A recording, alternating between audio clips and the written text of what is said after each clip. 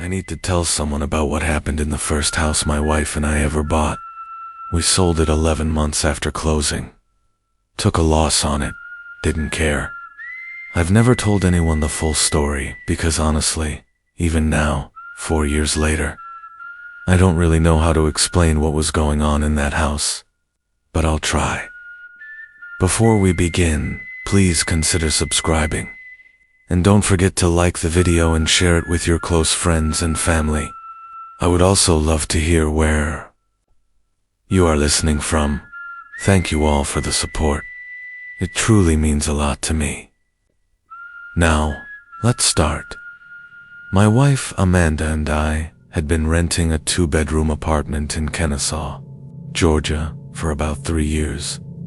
We were both 29, both working decent jobs, and we'd saved enough for a down payment on something small. Nothing fancy, just ours.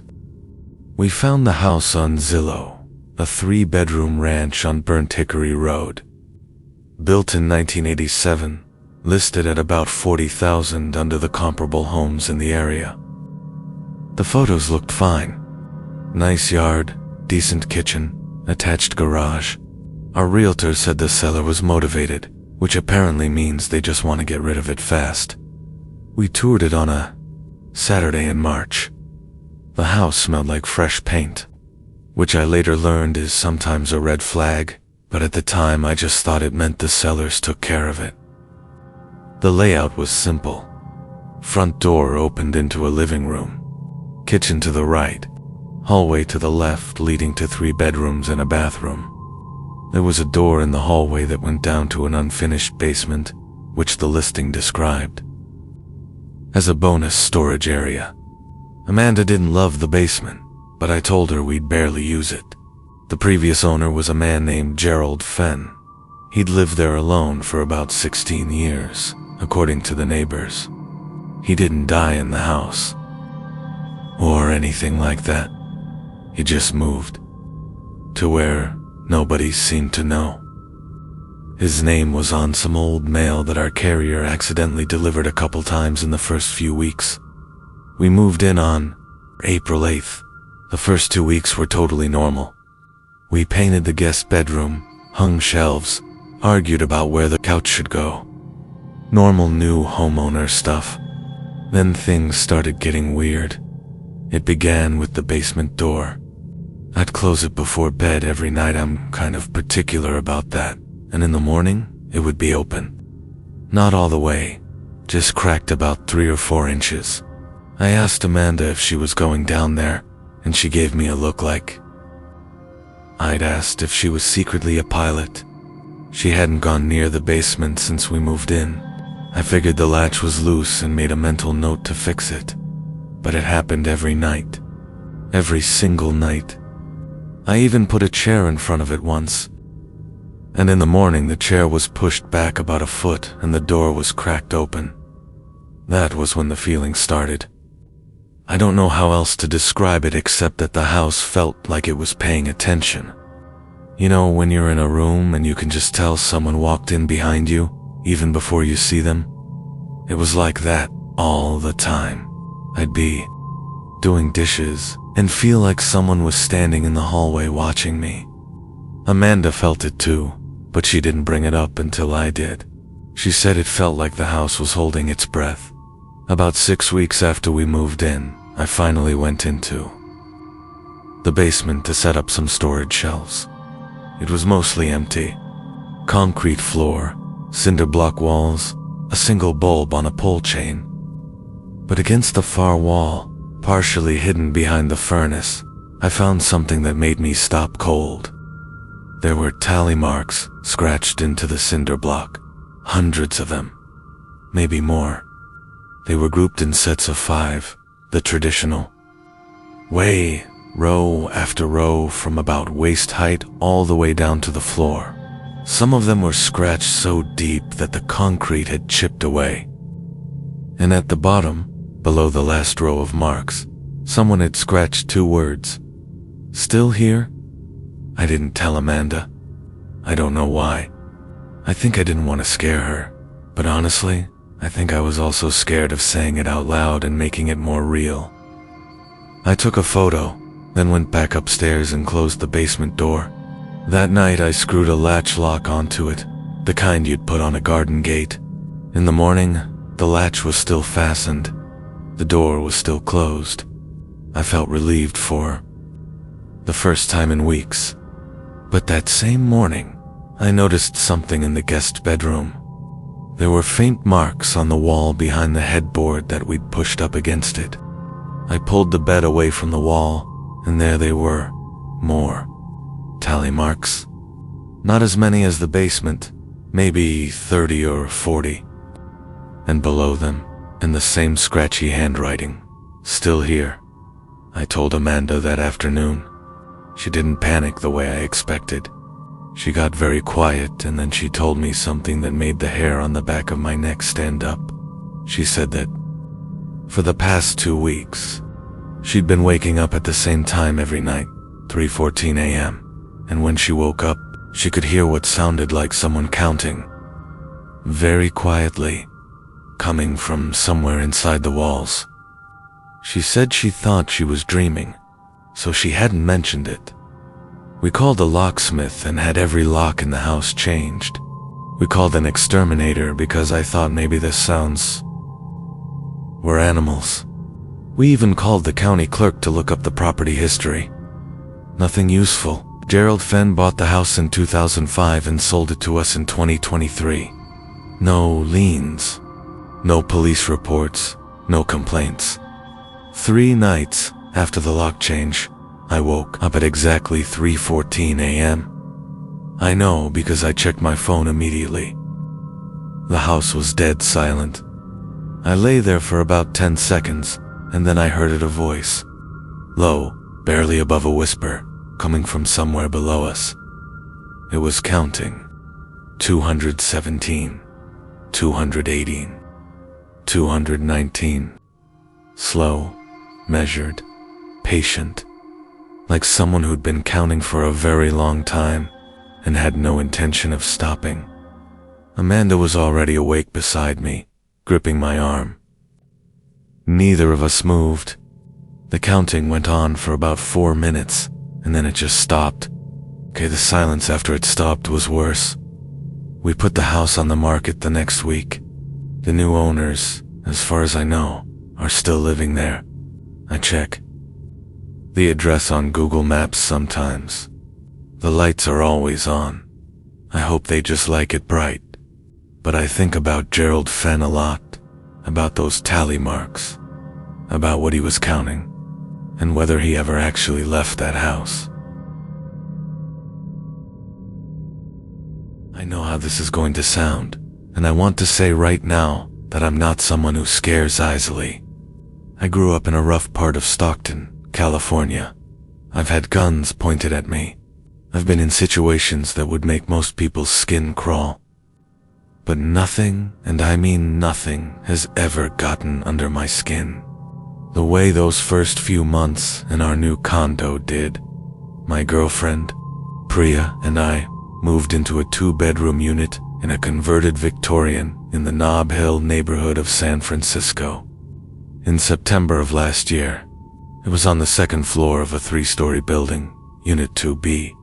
The building had been split into 6 condos, and we got a decent deal because the unit had been sitting on the market for a while. The seller's agent said the previous tenant relocated overseas for work. Fine, people move. We didn't think anything of it. The day we moved in, there was a gift basket sitting outside our door. Nice one, a bottle of wine, some chocolates, a candle, a small card that said "Welcome to the building," in neat handwriting. No name. Priya thought it was sweet. I figured it was from one of the neighbors and mentally noted to say thanks whenever we ran into someone in the hall. But here's the thing. Over the next 2 weeks, we introduced ourselves to every person in that building, all 5 other units.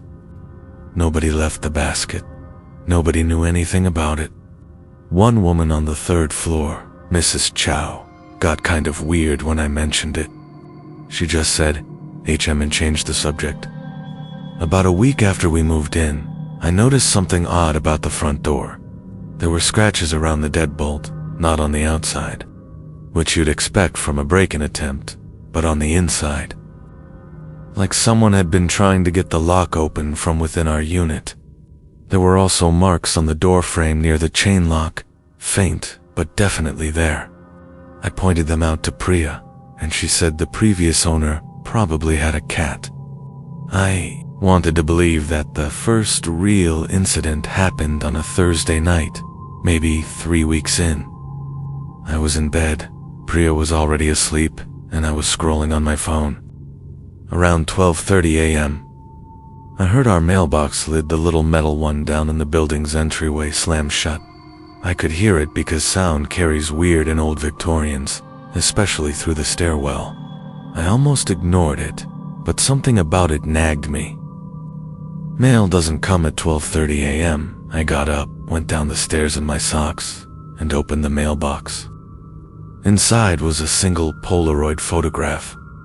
It was a picture of our front door, taken from the hallway, at what looked like nighttime based on the lighting.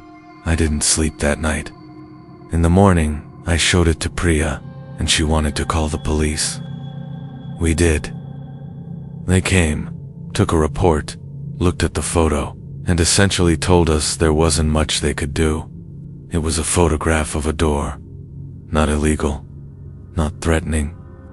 They suggested we install a camera, which I did that same day, a Ring doorbell. Camera pointed down the hallway. For about 10 days, nothing happened. I checked the camera footage obsessively. Normal hallway stuff. Neighbors coming and going. A delivery driver once. Then, on a Tuesday, I reviewed the footage from the previous night and saw something that made my stomach drop. At 2:47 a.m., a figure appeared at the far end of the hallway. They were standing just inside the stairwell door, in the shadow, so I couldn't make out any details. They stood there without moving for 11 minutes. I timed it. 11 minutes of standing perfectly still, facing our door. Then they turned and went back through the stairwell door. No sound, no rush. Like they had all the time in the world. The police came again. Same response, more or less. The figure didn't do anything illegal. They were in a shared hallway, technically a common area. An officer suggested it might be a resident who was sleepwalking. I knew it wasn't. You don't sleepwalk for 11 minutes and then turn around and walk calmly away. After that, the visits became regular. Every 3 or 4 nights. Same time window between 2 o'clock and 3 a.m., the figure would appear in the hallway. Sometimes they stood at the far end. Sometimes they came closer. Once, they stood directly in front of our door for 22 minutes. They never touched the door, never knocked, never spoke, just stood there. Every time, they were wearing what looked like a dark hoodie and jeans. I could never see their face. The camera's night vision made everything gray and grainy, and they seemed to know exactly where to stand to keep their face in shadow. Priya started sleeping at her sister's place. I don't blame her. I stayed because I was angry, and I wanted to catch whoever this was. I started sleeping in the living room with a bat next to the couch. One night, I decided I'd wait up and confront them. I sat in the dark, watching the camera feed on my phone. At 2:33 a.m., the figure appeared. I got up, grabbed the bat, and went to the front door. I looked through the peephole. The hallway was empty. I opened the door. Nobody. But when I checked the camera footage the next morning, the figure had been there, standing 6 feet from my door at the exact moment I'd looked through the peephole. That's the part that still keeps me up at night. The camera showed them there, but when I looked, the hallway was empty. I've replayed that footage probably 200 times. The timestamp matches. The figure was there. I was looking right at that spot, and I saw nothing. We broke the lease. 2 months later, the landlord fought us on it until I showed him the footage. He let us out without a penalty, but he didn't seem surprised. That bothered me more than anything. When we were moving out, I ran into Mrs. Chow from the 3rd floor. One last time, I told her we were leaving and why. She nodded like she already knew. Then she said, and I'll never forget this, she said, "That unit has been empty 3 times in 2 years. You lasted longer than most." She went inside before I could ask her anything else. I still have the Polaroid. I still have the camera footage. Saved on a hard drive. Sometimes late at night I think about going back to that building and knocking on the door of 2B to see who lives there now. But I never do. Because part of me is afraid nobody will answer. And part of me is afraid somebody...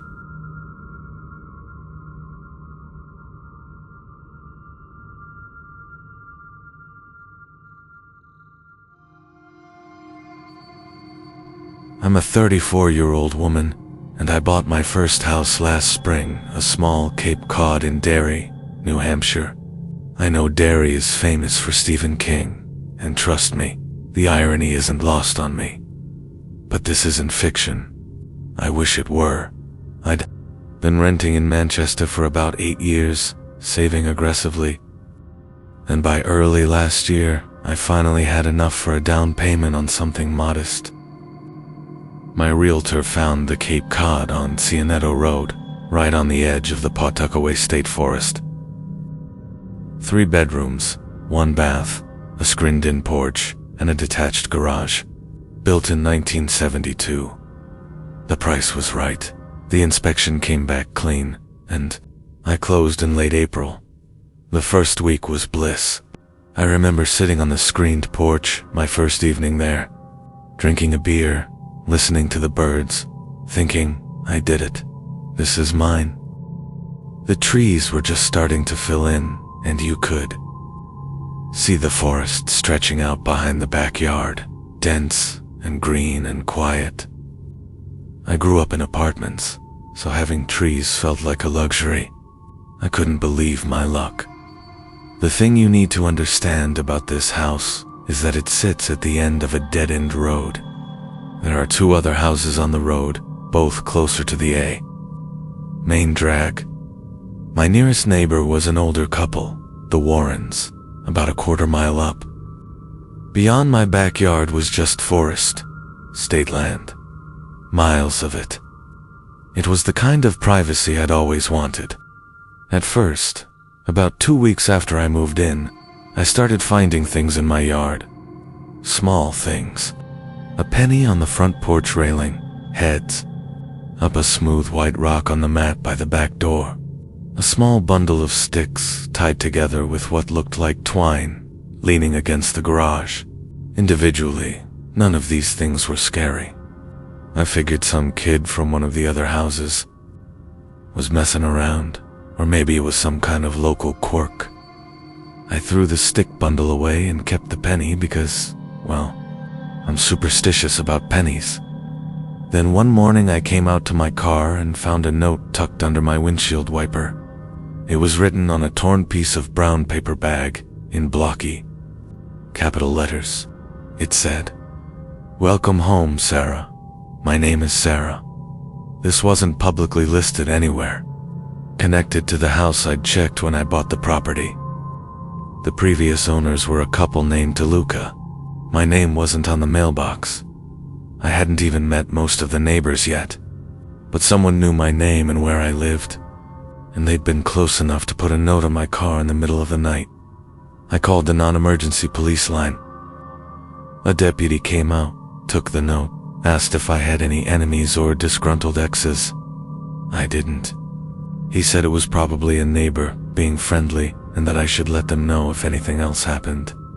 That response was about what I expected, and also completely useless. Things escalated from there, but slowly. That's what made it so disorienting. It never jumped to something I could point to and say, "This is dangerous. Help me." It was always just slightly off. I'd come home from work and a window that I'd left closed would be open about 2 inches. I'd find a fresh boot print on the screened porch that didn't match any shoes I owned. One evening I came home and the TV was on, tuned to static, and I live alone, and I had not left it on. The doors were locked. Nothing was missing. But someone had been inside my house. I changed all the locks. I bought cameras, 4 of them, covering every side of the house. I told my sister in Portland, and she wanted me to move in with her. I told her I wasn't going to be chased out of my own home. That felt like a brave thing to say at the time. It feels stupid now. The cameras caught something 3 nights after I installed them.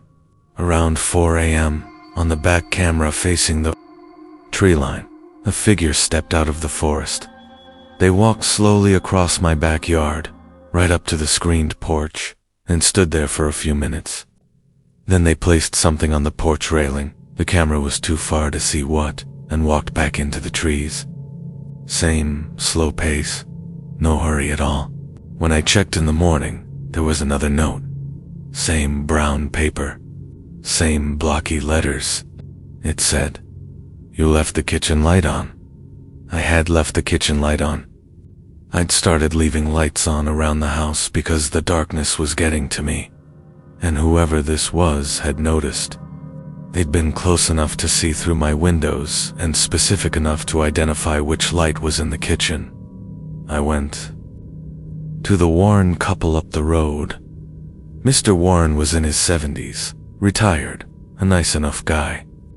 When I told him what was happening, he got this look on his face.